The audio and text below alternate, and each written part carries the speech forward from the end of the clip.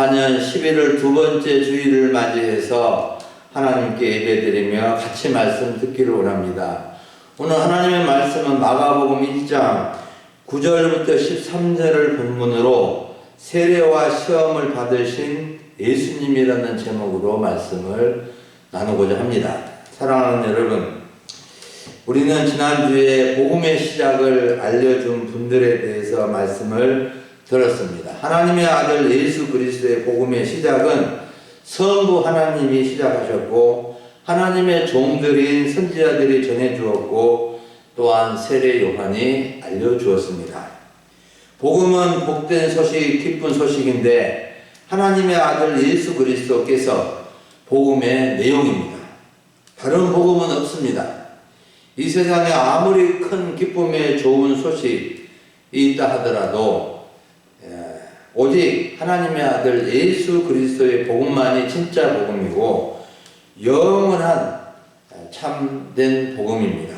여러분, 복음은 이스라엘 예루살렘에서 시작되어 사마리아와 땅끝까지 전파되었고 복음의 서진으로 말미암아 미국을 통해서 우리나라에까지 오게 되었고 중국을 거쳐 동남아 지역을 거쳐 다시 이스라엘로 가고 있는 중에 있습니다.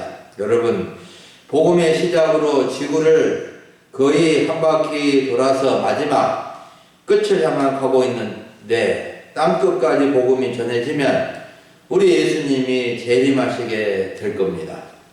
오늘 말씀은 복음이 시작하기 바로 직전에 있었던 일인데 간략하게 알려주고 있습니다. 복음이신 예수님이 세례 요한에게 세례를 받으시고 광야에서 시험을 받으신 내용을 배우게 될 것입니다. 예수님은 세례 요한에게 세례를 받으시고 광야에서 40일 동안 금식 기도하신 후에 사탄에게 시험을 받으시며 시험을 이기신 후에 하나님의 아들로서 메시아로서 공적인 활동을 시작하시게 된 겁니다. 우리가 첫 번째로 살펴볼 점은 세례 요한에게 세례를 받으신 예수님입니다. 9절을 보면 그때에 예수께서 갈릴리 나사렛에서부터 요단강에서 요한에게 세례를 받으셨다고 말씀해 주고 있습니다. 이 말씀은 예수님께서 언제 어디에서 누구에게 세례를 받으셨는지를 알려준 내용인데 아주 중요한 의미가 담겨져 있습니다. 예수님이 세례를 받으신 때는 그때이고 세례를 받으신 장소는 요단강이고 세례를 베푼 사람은 세례 요한이었습니다.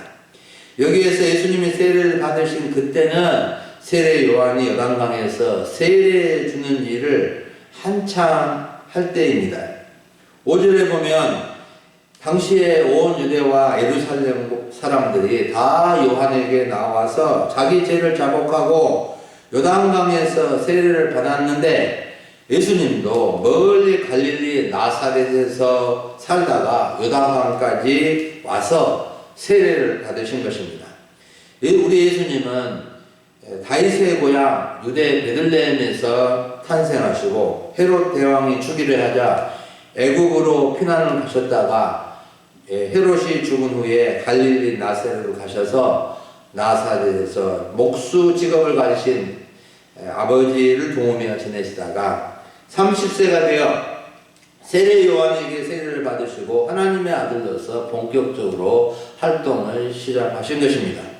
그리고 요단강은 아주 이스라엘에서 가장 큰 강인데 이스라엘의 최고 봉인 해발 2814m의 헬몬산에서 물이 발원하여 갈릴리 바다로 들어와서 다시 남쪽 사해 바다까지 이르는 총 320km 정도 되는 긴 강이고 오늘날 이웃나라 요르단과 국경선이 되고 있는 강인데 옛날에는 강물이 범람할 정도로 많은 물이 흘렀지만 오늘날에는 강물이 많이 줄어들어서 적은 강해로 변했습니다. 세례 요한이 요단강에서 세례를 주던 장소는 사해 바다 쪽 하류인데 당시 물이 많아서 세례를 베풀었고 예수님도 북쪽 먼 갈릴리에서 오셔서 세례를 받으신 것입니다. 사랑하는 여러분, 그러면 왜 예수님은 하나님의 아들로서 세례를 받으실 필요가 없는데 요한에게 세례를 받으셨을까요? 예수님은 성령으로 잉태되고 동정녀 마리아를 통해서 탄생되셨기 때문에 아무런 죄가 없는데 왜 요한이 베푸는 회개의 세례를 받으셨을까요? 이 점이 매우 중요한 점입니다. 마태복음 3장 13절 이하를 보면 예수님이 세례 요한에게 세례를 받으려 하시자 요한이 말리면서 내가 당신에게 세례를 받아야 할 터인데 왜 당신이 내게 세례를 받으려 하십니까? 라고 말합니다. 이때 예수님은 요한에게 대답을 해 주셨는데 이제 하라 우리가 이와 같이 하여 모든 의를 이루는 것이 합당하니라고 말해줍니다. 예수님은 자신이 세례를 받으실 필요가 없지만 모든 의를 이루기 위해서 받는 것이라고 말씀해 주신 겁니다. 여기서 예수님께서 모든 의를 이루신다고 하신 것은 하나님의 모든 의를 이룬다는 것으로 예수님은 자신이 요한에 주는 회개세를 받을 필요가 없지만 하나님의 모든 의를 이루기 위해서 솔선해서 자발적으로 세례를 받으시겠다는 겁니다. 즉 예수님은 죄인들의 죄를 담당하기 위해서 이 땅에 오셨는데 모든 죄인이 받아야 할 세례를 친히 하나님의 뜻을 이루기 위해서 죄인처럼 세례를 먼저 받으신 것입니다. 여러분, 우리는 아무런 죄가 없으신 예수님께서 세례 요한에게 세례를 받으심을 통해서 중요한 두 가지 교훈을 얻을 수 있습니다. 하나는 우리의 삶은 하나님의 모든 의를 이루기 위해서 살아야 한다는 것이고, 다른 하나는 솔선해서 모범을 보이는 삶이 되어야 한다는 것입니다. 우리 예수님은 하나님의 뜻을 이루기 위해서 오셨고 그렇게 사셨고 죄인들의 길을 앞장서서 가시면서 모범을 보여주셨습니다. 우리는 항상 하나님의 뜻이 무엇인지 하나님의 의가 무엇인지 살필 줄 알아야 하고 다른 사람이 어찌하든지 내가 먼저 본을 보이며 살아야 합니다. 다른 사람이 본이 되지 못하니까 나도 못하겠다, 안 하겠다가 아니라 다른 사람은 그럴지라도 나라도 순종하며 살아야겠다는 정신으로 본을 보이며 살아야 합니다. 이것이 예수님의 마음이고 삶이고 하나님이 우리에게 원하시는 삶의 자세인 것입니다. 그래서 예수님은 세례 요한에게 세례를 받으심으로 모든 죄인들이 회개하고 세례를 받아야 함을 모범을 보여주신 것입니다.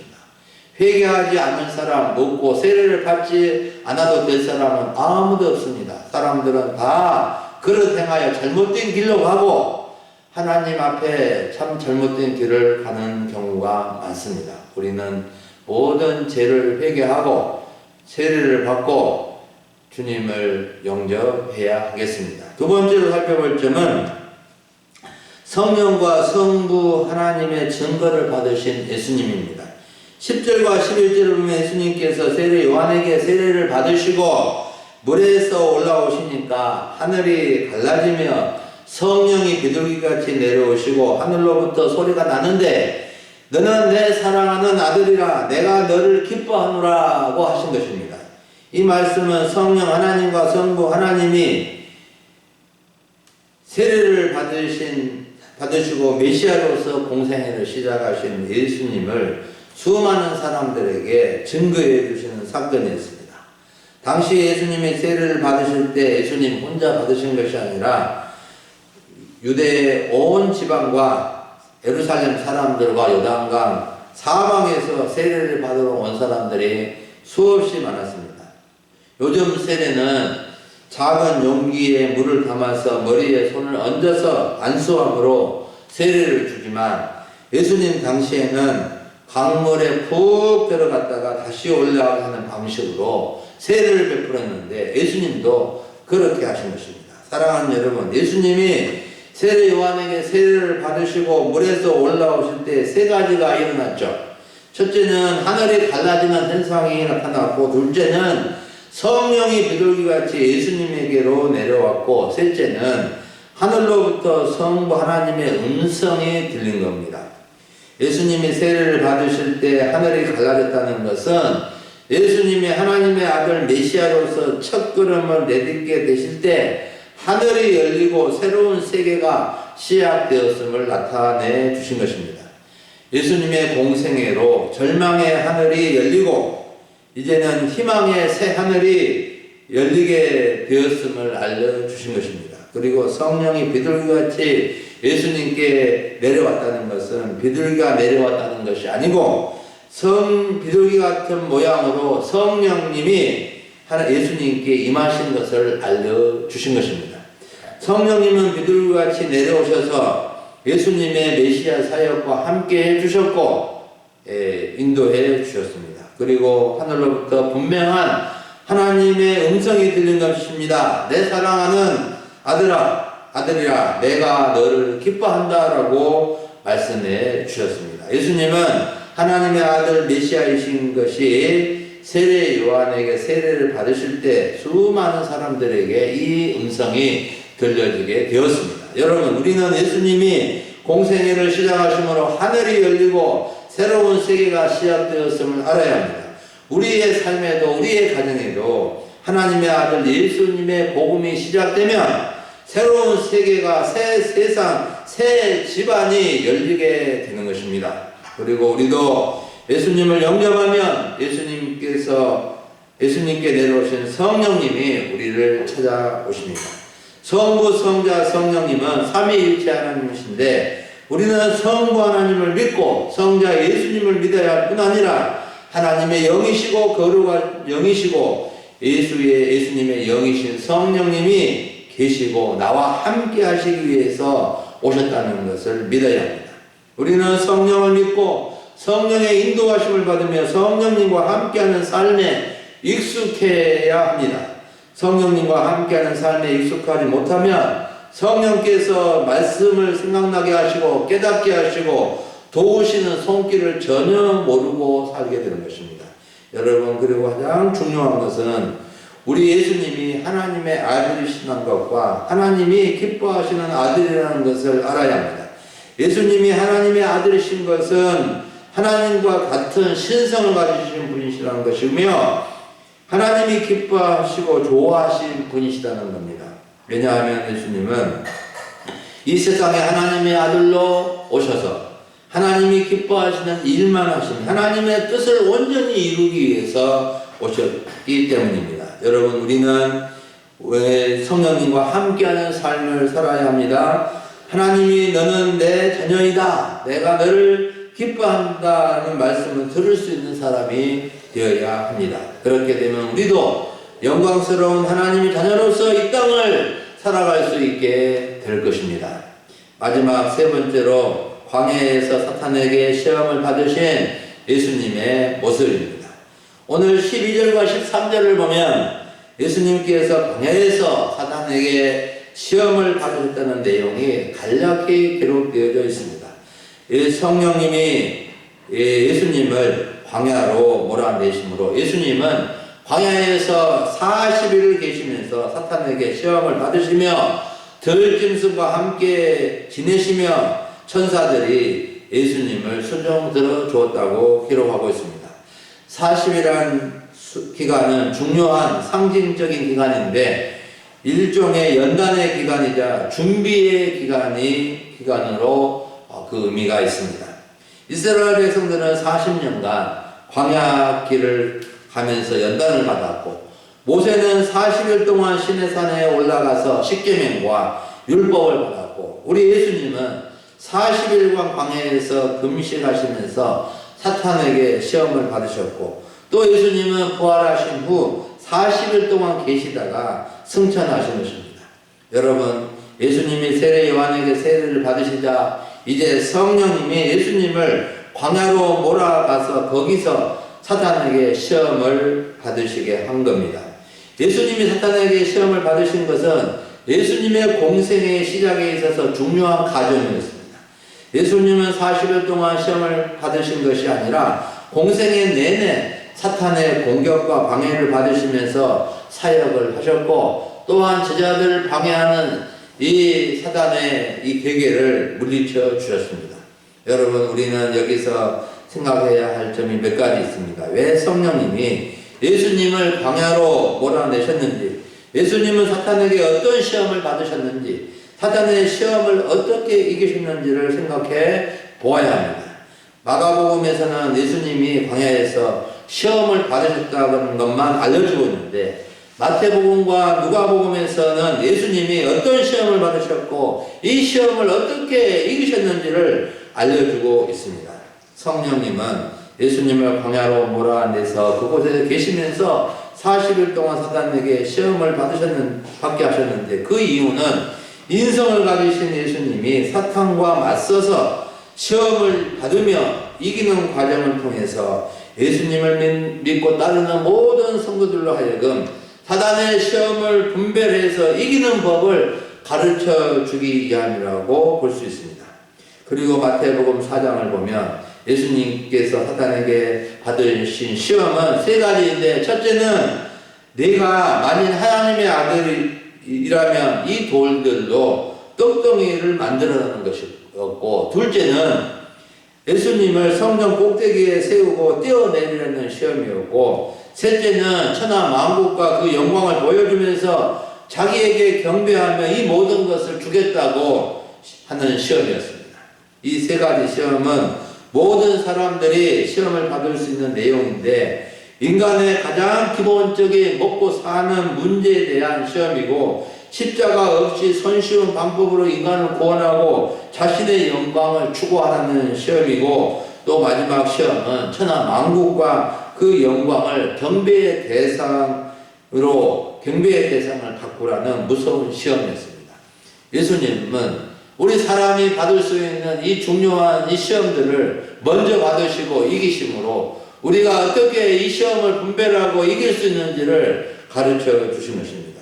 여러분, 이러한 사탄의 광야 시험은 광야와 같은 이 세상을 살아가는 모든 사람들이 쉽게 빠지기 쉬운 시험이라는 것을 우리는 알아야 합니다. 우리들도 먹고 사는 문제로 끊임없이 시험을 받고 있으며, 십자가 없이 좋은 결과를 얻으려는 시험을 받고 있으며, 가장 중요한 예배를 세상의 영광과 바꾸라는 시험을 받으면서 이 세상을 살아가고 있는 것입니다. 여러분, 사람의 인성을 입으신 예수님은 광야에서 40일 동안이나 금식하시면서 이런 시험을 사탄에게 받으셨는데, 참으로 이 시험을 감당하기가 쉽지 않았을 것입니다. 그러나 주님은 이 시험을 물리치고 승리하셨습니다. 예수님은 시험에 적절한 하나님의 말씀으로 물리치시며 이기셨습니다. 예수님은 이 세 가지 사탄의 시험을 이기셨는데, 모두 기록된 구약의 말씀을 적절히 사용해서 말씀으로 사탄의 시험을 이기셨습니다. 우리가 사탄의 속삭이는 시험을 이기려면 내공을 많이 쌓아야 하는데, 말씀을 잘 듣고 저장을 잘 해둬야 합니다. 하나님의 말씀을 머리와 마음에 잘 간직해 두면 어떤 시험이 와도 그 말씀으로 물리치며 승리할 수 있을 것입니다. 여러분, 사탄의 시험을 받지 않은 사람이 없습니다.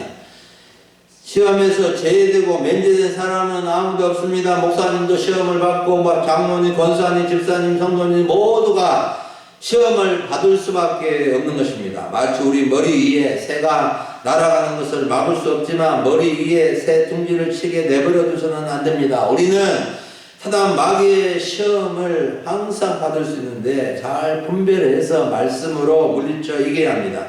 사단의 정체는 아주 교묘하여 고소자, 시험하는 자, 귀신의 왕, 공중의 권세 잡은 자, 어두움의 주관자, 용, 옅뱀, 거짓의 아비 등으로 표현되는데, 강명한 천사와 같이 변화하여 온갖 달콤한 말로 유혹하기 때문에 분별하지 못하면 대부분 넘어가고 마는 것입니다. 여러분, 우리가 시험을 이겨야 할 이유가 무엇일까요? 사탄의 시험에 지면 어떻게 될까요? 사탄의 시험에 넘어가면 사탄에게 끌려다니게 되고 죄를 짓게 되고 부끄럽고 후회스러운 삶을 살고 마는 것입니다. 그렇지만 사탄의 시험을 물리치고 이기면 하나님의 자녀로서 승리하며 살게 될 것이며 영광스럽고 아름답고 복된 삶을 살아가게 될 것입니다.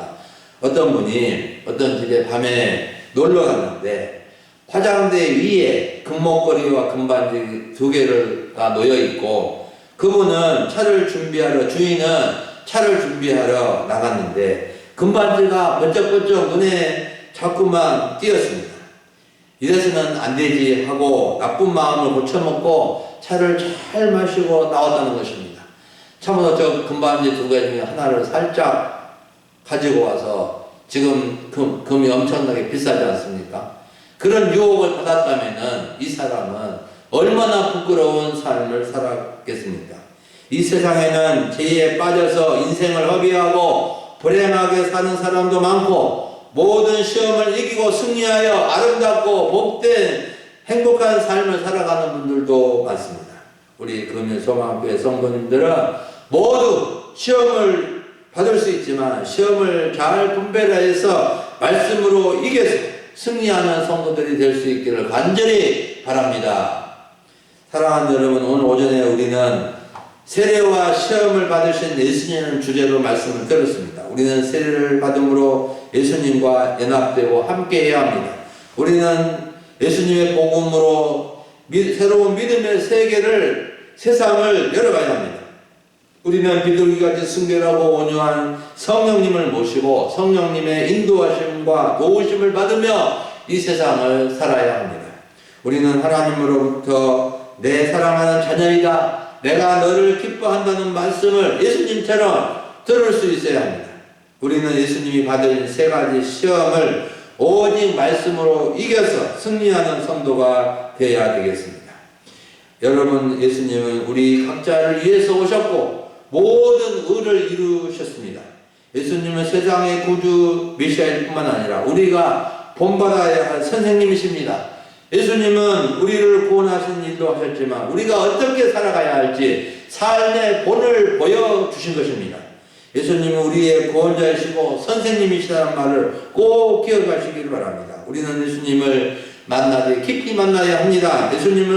예수님이 어떻게 행하셨는지를 보아야 하고 무슨 말씀을 해주셨는지를 잘 들어야 합니다.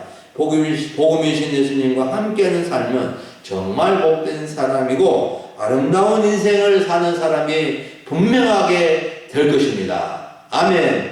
기도하겠습니다. 하나님 아버지 감사합니다. 오늘 11월의 두 번째 주일을 맞이해서 하나님 앞에 나와 예배하며 영광 돌리게 하시고 세례와 시험을 받으신 예수님을 통해서 우리가 예수님과 어떤 관계에 있고 하나님께서 우리를 어떻게 보시는지를 생각하며 하나님 아버지 정말로 하나님께서 사랑하시는 자녀, 하나님이 기뻐하시는 자녀로 살면서 어떠한 시험과 유혹을 이기며 승리하는 성도들이 되기를 원합니다. 먹고 사는 문제, 영광의 문제, 여러 가지 사단의 이 시험을 잘 분별해서 오직 말씀으로 승리하여 살아가는 주의 백성들 되게 하여 주시옵소서. 감사를 드리옵고 우리 주 예수님의 이름으로 기도하옵나이다. 아멘.